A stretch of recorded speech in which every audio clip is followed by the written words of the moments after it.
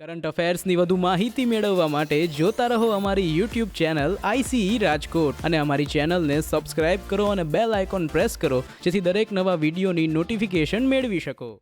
નમસ્તે વિદ્યાર્થી મિત્રો, આઈસીઈના ડિજિટલ પ્લેટફોર્મમાં આપ સર્વેનું હાર્દિક સ્વાગત કરું છું. હું અમિત કટારિયા. વિદ્યાર્થી મિત્રો, આજના કરંટ અફેર્સના જે ન્યૂઝ છે તેમાં પ્રથમ ન્યૂઝ બેડ બેંક વિશે છે. જી હા વિદ્યાર્થી મિત્રો, બેડ બેંક વિશે. સામાન્ય રીતે આપણે જાણીએ છીએ કે બેંક તો ગુડ હોવી જોઈએ, તો પછી અહીંયા આ હેડિંગનો અર્થ શું છે? Bad bank. ખાસ ધ્યાન રહે વિદ્યાર્થી મિત્રો, હાલમાં કોવિડ-19 એટલે કે કોરોનાની અસરને કારણે એનપીએ વધી રહી છે. જી હા, આપે સાંભળેલું જ હશે કે એનપીએ એટલે શું થાય, તો ખાસ ધ્યાન રહે, નોન પરફોર્મિંગ એસેટ. જી હા વિદ્યાર્થી મિત્રો, નોન પરફોર્મિંગ એસેટ જે છે એ કોરોનાની મહામારીને કારણે વધી રહી છે. એ ખાસ ધ્યાન રહે વિદ્યાર્થી મિત્રો, જ્યારે બેંકો પાસેથી જે લોન લેવામાં આવેલી છે તેનું વ્યાજ અથવા તો મૂળ રકમ 90 દિવસની અંદર કશું પણ બેંકને ચૂકવવામાં ન આવે. જી હા વિદ્યાર્થી મિત્રો, ફરીથી આપના માટે રિપીટ કરી આપું છું, બેંકો પાસેથી જે લોન લેવામાં આવેલી છે 90 દિવસની અંદર તેનું વ્યાજ અથવા મૂળ રકમ નું ઇન્સ્ટોલમેન્ટ જો ચૂકવવામાં ન આવે તો બેંક એને એનપીએ નોન પરફોર્મિંગ એસેટની શ્રેણીમાં નાખે છે, એટલે કે એવી લોન જે ખરાબ થઈ ગઈ. તો ખાસ ધ્યાન રહે, કોરોનાની મહામારીને લીધે એનપીએ વધી રહી છે. એવું બની શકે વિદ્યાર્થી મિત્રો, કોરોનાની મહામારીને કારણે આપના ધંધા ઉદ્યોગો પણ મંદા પડેલા હોય, ચાલી ન રહ્યા હોય, તો આપે પણ બેંકની જે લોન લીધેલી છે એના માટે મોરેટોરિયમ મૂકેલું હોય કે થોડાક સમય સુધી, 1-2 મહિના સુધી આપ હપ્તા ભરી શકો એમ નથી, તો આપે ખાલી ટેમ્પરરી કરેલું છે. ઘણા ઉદ્યોગો પૂરી રીતે ભાંગી ચૂક્યા હશે, તો સ્વાભાવિક રીતે એ ઉદ્યોગ ધંધા સ્થાપવા માટે એમને જે લોન લીધેલી હશે તે ભરી શકશે નહીં. આવી કક્ષામાં ખાસ ધ્યાન રહે કે આ નોન પરફોર્મિંગ એસેટ વધી રહી હશે, એટલે કે બેંકોએ જે લોન આપેલી છે એ પાછી આવશે નહીં. તેવા સંદર્ભમાં ઇન્ડિયન બેન્કિંગ એસોસિએશન, જી હા ખાસ નામ યાદ રહે, કોને? ઇન્ડિયન બેન્કિંગ એસોસિએશને બેડ બેંકનો પ્રસ્તાવ મૂકેલો છે. જી હા, કોને પ્રસ્તાવ મૂકેલો છે? ઇન્ડિયન બેન્કિંગ એસોસિએશને બેડ બેંકનો પ્રસ્તાવ મૂકેલો છે. તો આપને પ્રશ્ન થાય કે આ બેડ બેંક એટલે શું થાય? ખાસ ધ્યાન રહે વિદ્યાર્થી મિત્રો, બેડ બેંક છે એક એવી બેંક હશે કે જે બીજી બેંકે આપેલી લોનને અધરોઅધર ખરીદી લેશે. જી હા, સપોઝ કરો કે કોઈ પણ બેંક છે, અહીં આપણે ઉદાહરણ સાથે સમજીએ, એક બેડ બેંકની જો સ્થાપના કરવામાં આવે, માનો કે એસબીઆઈ આ નામની બેંકે મને કોઈ લોન આપેલી છે. જી હા, આ નામની બેંકે મને 50 લાખની લોન આપેલી છે, એવું ઉદાહરણ સમજો. એસબીઆઈ મને 50 લાખની લોન આપેલી છે, પરંતુ અમુક સમયે એ લોન હું ભરી શકવા સક્ષમ નથી. સમજો કે હું નાદારી નોંધાવું છું અથવા એનપી નોંધાવું છું કે એસબીઆઈ ને કહી દઉં છું કે ભાઈ મારાથી લોન ભરાશે નહીં. તો એવા સંજોગોમાં એસબીઆઈ એની 50 લાખની લોન જે છે એ કોને વેચી આપશે? બેડ બેંકને. બેડ બેંક એ ખરીદી લેશે. બેડ બેંક શું કહેશે કે એસબીઆઈ તું ચિંતા કરતી નહીં, 50 લાખ વસૂલવાનું કામ હું કરીશ. જી હા, જે ખરાબ થયેલી લોન છે એ વસૂલવાનું કામ કોણ કરશે? Bed bank. એસબીઆઈ માની લો કે થોડા ઓછા પૈસામાં 40-45 લાખમાં 50 લાખ એસબીઆઈ ને મારી પાસેથી લેવાના છે, પણ એસબીઆઈ જે છે ઈ લોન 40 લાખમાં બેડ બેંકને વેચી દેશે. કાગળિયા, મારી લોનના કાગળિયા કોને ટ્રાન્સફર કરી દેશે? બેડ બેંકને. અને હવે બેડ બેંકની જવાબદારી છે કે ઈ લોન મારી પાસેથી કઢાવે. બની શકે કઈ રીતે કઢાવે? તો એવું બની શકે કે મારી પ્રોપર્ટીઝ જે છે જપ્ત કરીને વેચવાનું શરૂ કરે, જે બેન્કિંગ ઇન્સોલ્વન્સી કોડ હેઠળ કાર્ય કરી શકે છે. અથવા તો એવું કરે કે બેડ બેંક જે છે મને થોડા વધુ નાણાં આપે, એવું પણ બની શકે. જી હા, એસેટ રીકન્સ્ટ્રક્શન પણ કરી શકે. 50 લાખની લોન હું ભરી શકતો નથી, તો બની શકે કે બેડ બેંકને જો મારા ઉપર વિશ્વાસ આવે તો થોડાક વધુ નાણાં મને આપે કે તમારો જે ઉદ્યોગ બંધ પડી ગયો છે એને ફરી ચાલુ કરવાના પ્રયત્ન કરી જુઓ, અને જો ચાલુ થઈ જાય તો બેડ બેંકને પૂરેપૂરા પૈસા મળી જશે. તો આવી રીતે જે સામાન્ય બેંકોને રિસ્ક નડે છે કે લોન આપ્યા બાદ પાછી ન આવે, તો એ પ્રકારની લોન જે ખાડે ગયેલી છે એ બધી બેંકો જે છે કોને ટ્રાન્સફર કરી શકે છે? બેડ બેંકને. બેડ બેંક અધરોઅધર એ લોનને ખરીદી લેશે. ખાસ ધ્યાન રહે વિદ્યાર્થી મિત્રો કે આવી બેડ બેંક બનાવવાનું જે છે એ કોને સૂચવેલું છે? Indian banking association. એ પણ ખાસ ધ્યાન રહે કે બેડ બેંક એક પ્રકારની એસેટ રિકન્સ્ટ્રક્શન કંપની જ છે એવું સમજો. ફરીથી હું આપને જણાવવા માંગુ છું, એવું બની શકે કે મેં કોઈ કંપની ખોલેલી છે, મેં એના માટે લોન લીધેલી છે, પરંતુ એ લોન હું ભરી શકતો નથી. હવે એસબીઆઈ જેવી બેંક જેની પાસેથી મેં લોન લીધેલી છે એને એવું લાગે કે મારામાં વધુ પૈસાનું રોકાણ કરવું રિસ્કી છે, તો બની શકે કે મારામાં વધુ પૈસાનું રોકાણ કરવા ન માંગે, તો એ 50 લાખની લોનના કાગળિયા જે છે એ કોને ટ્રાન્સફર કરી દે? બેડ બેંકને. અને બેડ બેંક શું કરશે એના બદલામાં કે એ બની શકે કે એ રિસ્ક લેશે, એ મને વધુ નાણાં ધીરી શકે છે કે લો તમારો ઉદ્યોગ જે છે એ ફરીથી સરખો કરી લો અને હું એને વધુ પૈસા આપી શકું જો હું કમાવતો. પણ બેડ બેંક રિસ્ક લેવા માટે જ બનાવેલું છે, એ ખાસ ધ્યાન રહે. અને બેડ બેંકને એવું બની શકે કે એસબીઆઈ 50 લાખની લોનના કાગળિયા ઓછા ભાવમાં પણ આપી દે અને પછી જો બેડ બેંક એને વસૂલ કરી શકે કોઈ પણ રીતે ઉદ્યોગ ધંધા જે છે એ વેચીને કે વોટેવર રીતે, તો એ ફાયદો કોનો ગણાશે? બેડ બેંકનો. એટલે ખાસ ધ્યાન રહે. કોને હું ફરીથી જણાવી દઉં, ઇન્ડિયન બેન્કિંગ એસોસિએશને બેડ બેંકનો પ્રસ્તાવ હાલમાં મૂક્યો છે. કોના અનુસંધાનમાં, કઈ પૃષ્ઠભૂમિમાં? કોરોના મહામારીને લીધે જે એનપીએ નોન પરફોર્મિંગ એસેટ વધી રહી છે તેના અનુસંધાનમાં. એ પણ ખાસ ધ્યાન રહે. 2017ના ઇકોનોમિક સર્વેમાં, જી હા 2017ના આર્થિક અન્વેષણમાં પણ જે છે એ public sector asset rehabilitation agency નું સૂચન કરાયું હતું. ખાસ ધ્યાન રહે, public sector asset rehabilitation agency નું સૂચન કરાયેલું હતું. પેરા નામની એક એજન્સી જે બેડ બેંક તરીકે જ કાર્ય કરશે એવું સૂચન ક્યાં કરાયું હતું? 2017ના ઇકોનોમિક સર્વે આર્થિક અન્વેષણમાં પણ કરાયું હતું. ખાસ ધ્યાન રહે, પરીક્ષાના દ્રષ્ટિકોણથી કેટલું ઉપયોગી. ખાલી એક બાબત કે ભાઈ બેડ બેંક એટલે શું, તમને ખાલી ખ્યાલ હોવો જોઈએ કે બેડ બેંક જેવું કંઈક હોય છે. એ પણ ધ્યાન રહે કે એનો પ્રસ્તાવ ઇન્ડિયન બેન્કિંગ એસોસિએશને આપેલો છે. એ પણ અહીંયા ધ્યાન રહે. એનપીએ એટલે શું થાય? તો ખાસ ધ્યાન રહે 90 દિવસ સુધી મૂળ રકમ કે વ્યાજ કશું પાછું મળવાની સંભાવના ન હોય તેવી એસેટને શું કહીશું? Non performing asset. અને આ શું કામ વધી રહી છે? કોરોના મહામારીની પૃષ્ઠભૂમિમાં એનપીએ વધી રહી છે. હવે આપણે આપણા નવા મુદ્દા તરફ આગળ વધીએ વિદ્યાર્થી મિત્રો. જે બીજો મુદ્દો છે એ છે એગ્રીકલ્ચર ઇન્ફ્રાસ્ટ્રક્ચર ફંડ. જી હા, એગ્રીકલ્ચર ઇન્ફ્રાસ્ટ્રક્ચર ફંડ. ભૂલાય નહીં વિદ્યાર્થી મિત્રો, ભારત સરકાર દ્વારા આપ જાણો છો એક સ્ટિમ્યુલસ પેકેજ આપવામાં આવેલું આત્મનિર્ભર ભારત હેઠળ. લગભગ રૂપિયા 20 લાખ કરોડનું સ્ટિમ્યુલસ પેકેજ અપાયું. જી હા, કેટલા? રૂપિયા 20 લાખ કરોડનું સ્ટિમ્યુલસ પેકેજ અપાયેલું. એની અંદર જ આજે આત્મનિર્ભર ભારત હેઠળ 20 લાખ કરોડનું સ્ટિમ્યુલસ પેકેજ અપાયું હતું. એની અંદર જ એક ફંડ શરૂઆત કરવાની ઘોષણા પણ કરાઈ હતી, એગ્રીકલ્ચર ઇન્ફ્રાસ્ટ્રક્ચર ફંડ. એ ખાસ ધ્યાન રહે. હાલમાં આ ફંડને તરતું મૂકવાનો નિર્ણય જે છે એ કેબિનેટ કમિટીએ લઈ લીધો છે. જી હા, પ્રધાનમંત્રી ની હાજરીમાં ભરાઈ, શ્રી નરેન્દ્ર મોદીની હાજરીમાં ભરાયેલી કેબિનેટની મીટિંગે જે છે નિર્ણય લીધો છે કે એક એગ્રીકલ્ચર ઇન્ફ્રાસ્ટ્રક્ચર ફંડ મૂકવામાં આવશે. એ પણ ખાસ ધ્યાન રહે કે આ ફંડ મૂકવામાં આવશે એ કેબિનેટમાં નિર્ણય લેવાયેલો છે. પ્રધાનમંત્રી શ્રી નરેન્દ્ર મોદીની હાજરીવાળી કેબિનેટમાં નિર્ણય લેવાયો એગ્રીકલ્ચર ઇન્ફ્રાસ્ટ્રક્ચર ફંડ હવે તરતું મૂકવામાં આવશે. આ ઘોષણા કોને કરી છે?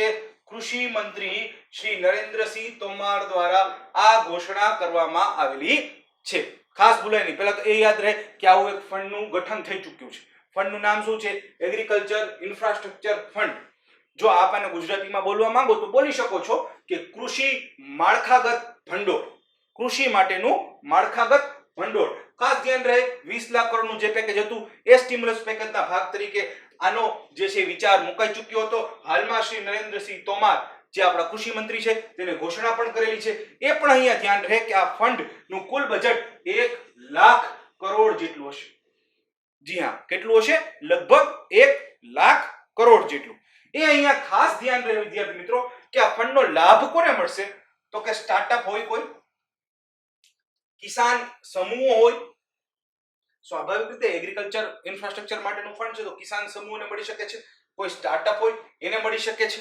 એ ઉપરાંત એસએચજી સેલ્ફ હેલ્પ ગ્રુપ હોય એને પણ આ ફંડનો લાભ ચોક્કસથી મળી શકે છે. એ ખાસ ધ્યાન રહે કે આ ફંડ જે છે મુખ્યત્વે શાના માટે લોન્ચ કરાયું છે તે આપણને યાદ રહેવું ખૂબ અત્યંત જરૂરી છે. તો પહેલા જોઈએ કે શાના માટે આ ફંડ લોન્ચ કરાયું.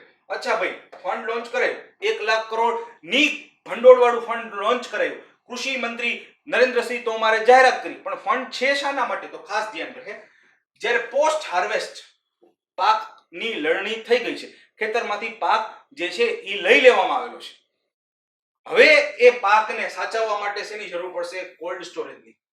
શેની જરૂર પડશે? વેરહાઉસિંગની. પાક બગડે નહીં એટલે એને સારી રીતે શું કરવાની જરૂર પડશે? પેકેજિંગ.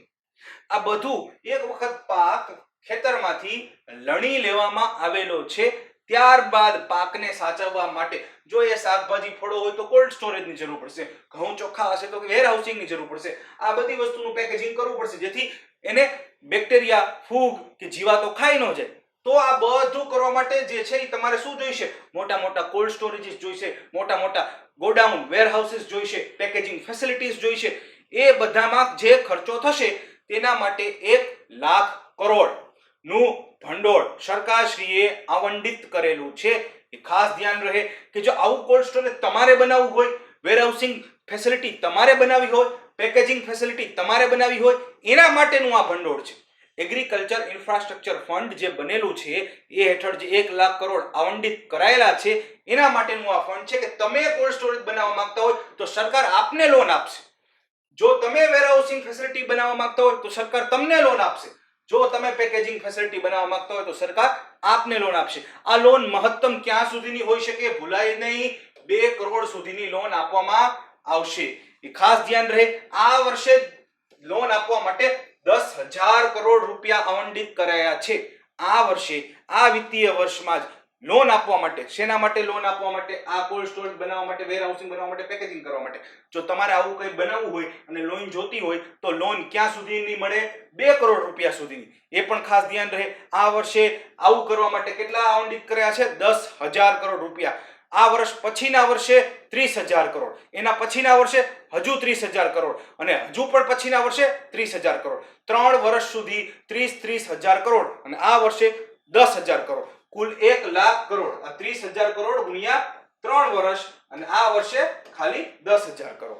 ખાસ ધ્યાન રહે. ફરીથી આપના માટે રિપીટ કરી આપું છું કે મુખ્ય રીતે એગ્રીકલ્ચર ઇન્ફ્રાસ્ટ્રક્ચર ફંડની ઘોષણા કરવામાં આવી છે.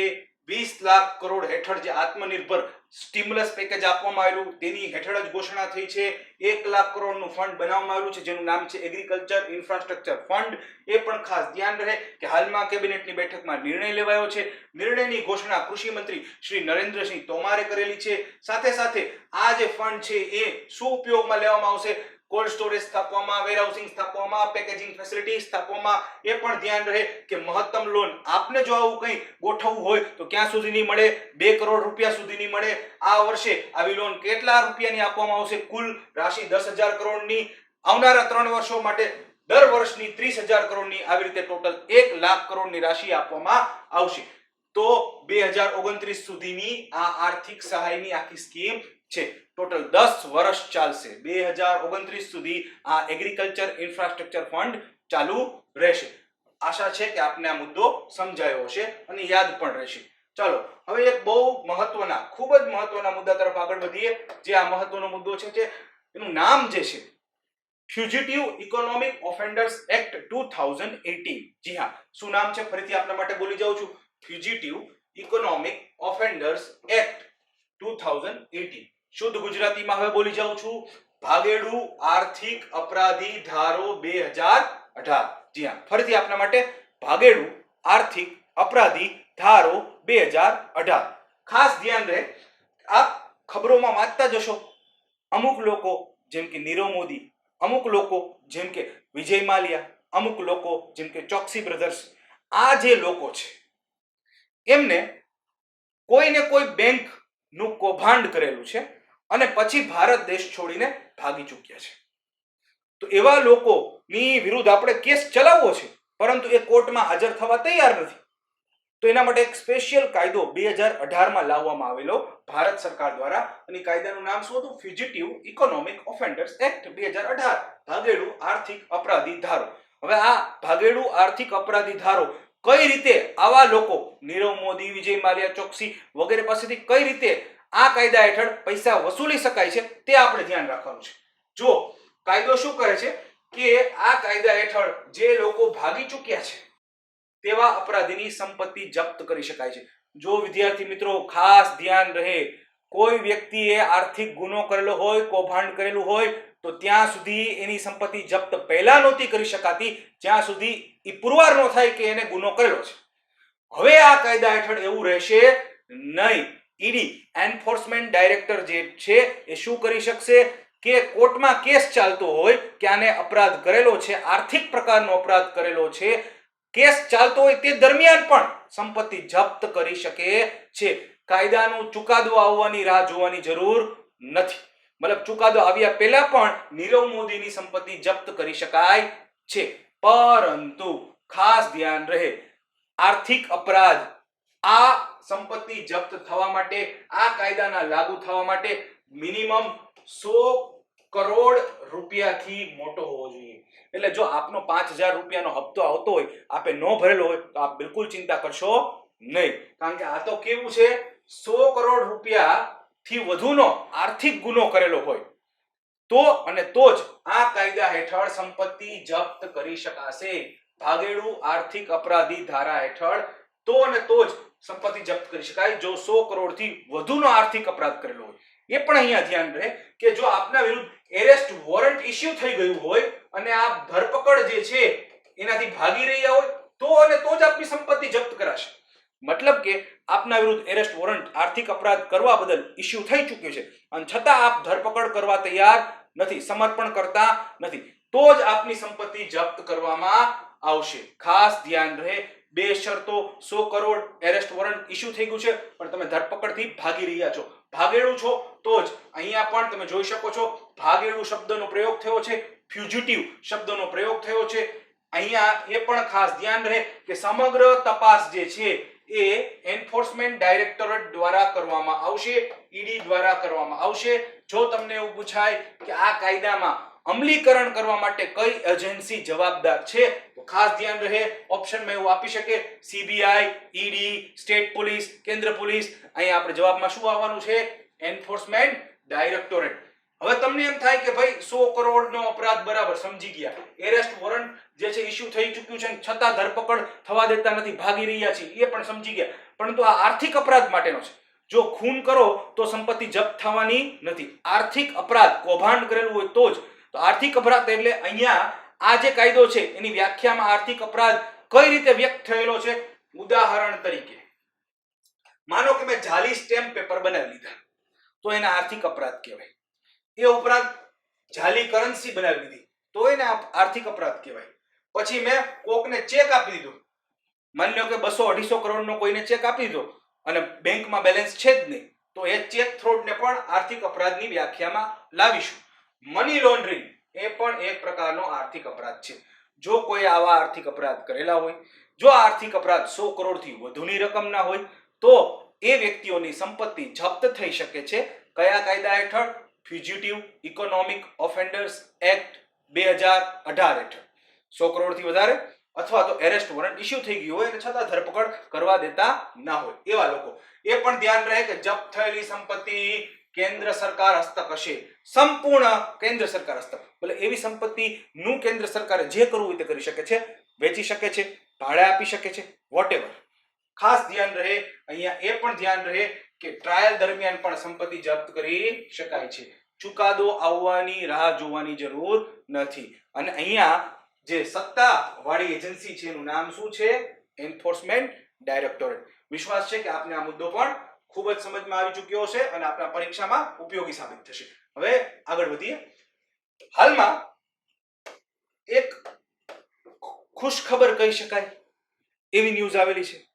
ન્યૂઝ શું છે? ઓરી અને રૂબેલા. જી હા, ઓરી અને રૂબેલા બંને વાયરસજન્ય રોગો છે. પરીક્ષાના દૃષ્ટિકોણથી, સામાન્ય વિજ્ઞાનના પ્રશ્નના દૃષ્ટિકોણથી યાદ રહે, ઓરી અને રૂબેલા બંને વાયરસજન્ય રોગો છે. એ પણ ધ્યાન રહે કે વર્લ્ડ હેલ્થ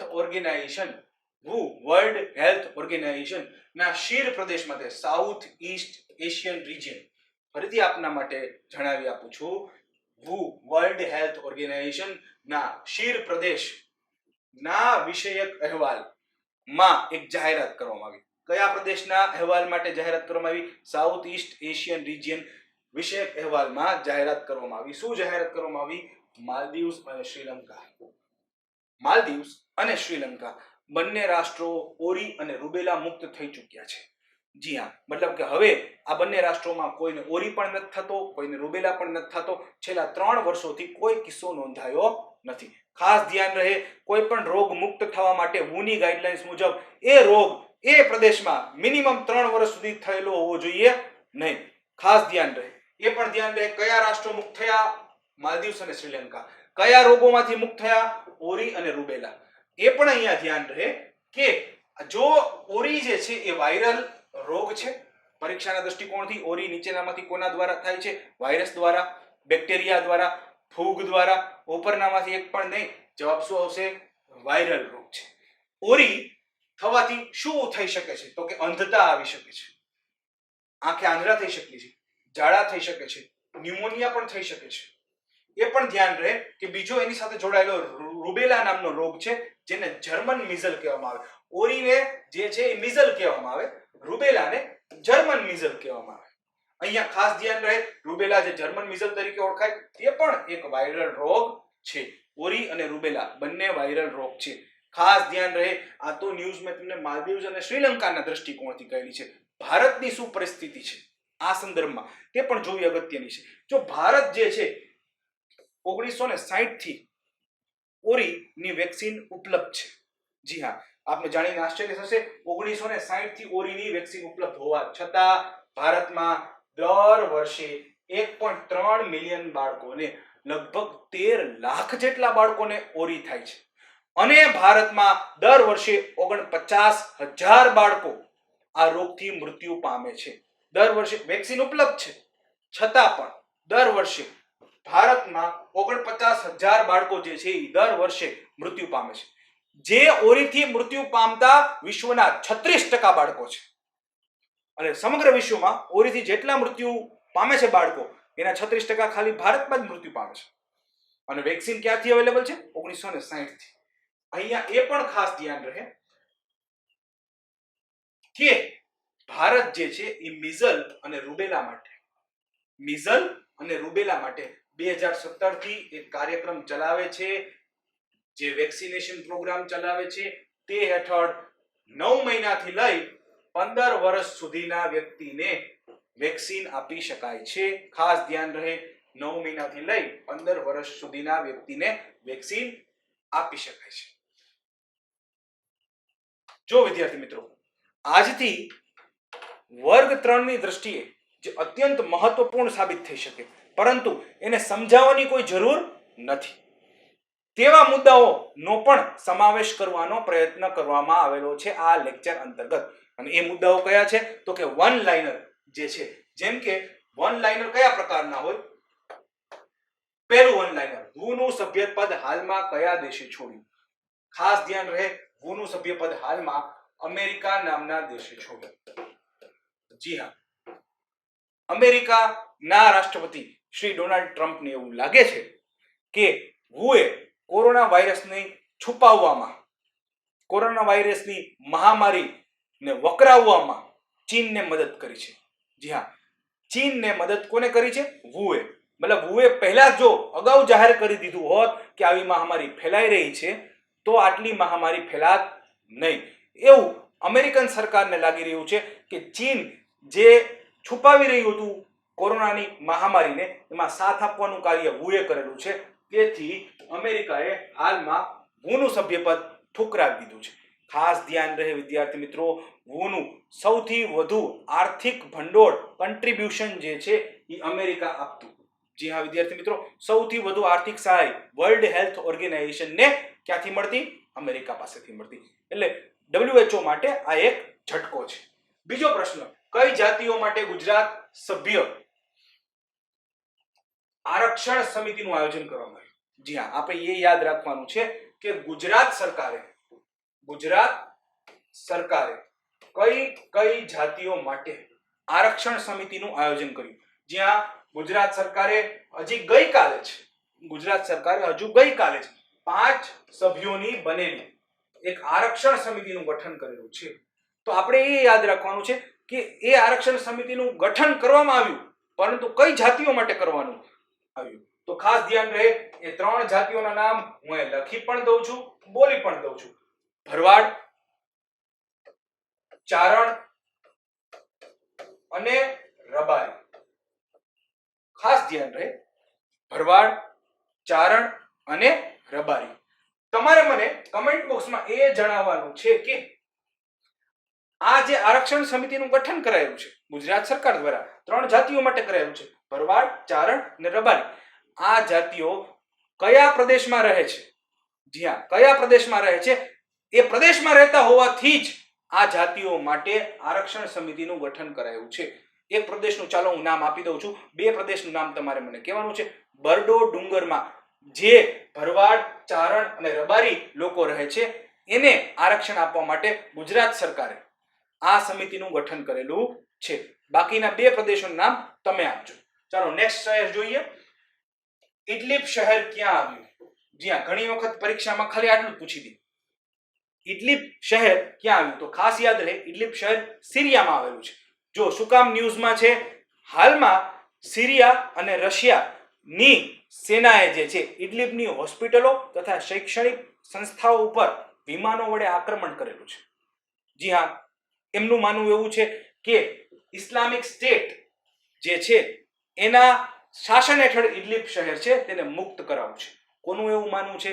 રશિયા અને સિરિયાની જે સેના છે એને હાલમાં ઇડલિબ શહેરની શૈક્ષણિક સંસ્થાઓ તથા હોસ્પિટલો પર એટેક કરેલો છે. શું કામ? કારણ કે એમનું એવું માનવું છે કે ત્યાં આઈસિસના એટલે કે ઇસ્લામિક સ્ટેટના આતંકવાદીઓ છુપાયેલા છે. પરંતુ ખાસ ધ્યાન રહે, યુએન દ્વારા આ ઇડલિબ શહેરની હોસ્પિટલો તથા શૈક્ષણિક સંસ્થાઓ પર જે એટેક થયો છે તેની ઘોર નિંદા કરી છે, એવું કહીને કે આ જે છે જીનોસાઇડનું કૃત્ય છે. જી હા, ખાસ ધ્યાન રહે, શહેર ઇડલિબ કયા રાષ્ટ્રમાં આવેલું? સિરિયામાં. નેક્સ્ટ જોઈએ, નાંતાસ. નાંતાસ જે છે એ ઈરાનમાં આવેલી જગ્યાનું નામ છે. ખાસ ધ્યાન રહે, નાંતાસ ક્યાં આવેલી જગ્યાનું નામ છે? ઈરાનમાં. શું કામ ન્યૂઝમાં છે? એટલા માટે કે ત્યાં એક ન્યુક્લિયર એનરિચમેન્ટ ફેસિલિટી આવેલી છે. જી હા, ઘણા બધા રાષ્ટ્રોનું જે છે, અમેરિકા સહિત ઘણા બધા રાષ્ટ્રોનું એવો આરોપ છે કે ઈરાન અહીંયા જે છે એ શું કરી રહ્યું છે? પરમાણુ હથિયાર બનાવવાનું કાચું મટીરિયલ બનાવી રહ્યું છે. અને આ ન્યૂઝમાં શું કામ આવ્યું નાંતાસ? એટલા માટે આવ્યું કારણ કે હાલમાં ત્યાં આગ લાગેલી હતી. ખાસ ધ્યાન રહે, ફરીથી આપના માટે આ વન લાઇનર રિપીટ કરી જાઉં છું. વુનું સભ્યપદ હાલમાં કયા દેશે છોડ્યું? જવાબ આવશે અમેરિકા. કઈ જાતિઓ માટે ગુજરાત સરકારે આરક્ષણ સમિતિનું ગઠન કર્યું? જવાબ આવશે ભરવાડ, ચારણ, રબારી. ખાસ ધ્યાન રહે, ઇડલિબ શહેર કયા શહેરમાં? ઇડલિબ શહેર નીચેનામાંથી કયા દેશમાં આવેલું છે? સિરિયામાં. નાંતાસ જગ્યા નીચેનામાંથી કયા દેશમાં આવેલી છે? ખાસ ધ્યાન રહે, ઈરાનમાં. મને આશા છે કે આજનું કરંટ અફેર આપને ખૂબ જ પસંદ પડેલું હશે. પસંદ પડેલું હોય તો ચોક્કસથી લાઈક કરવાનું ચૂકશો નહીં. આપના મિત્રોને જરૂરથી આ વિડીયો શેર કરજો. એ પણ ખાસ ધ્યાન રહે, આપના સૂચનો, આપના પ્રશ્નો સતત અમને કમેન્ટ બોક્સમાં મળતા રહે તેનું ધ્યાન રાખજો. ફરીથી આવતીકાલે મળીએ. Thank you very much.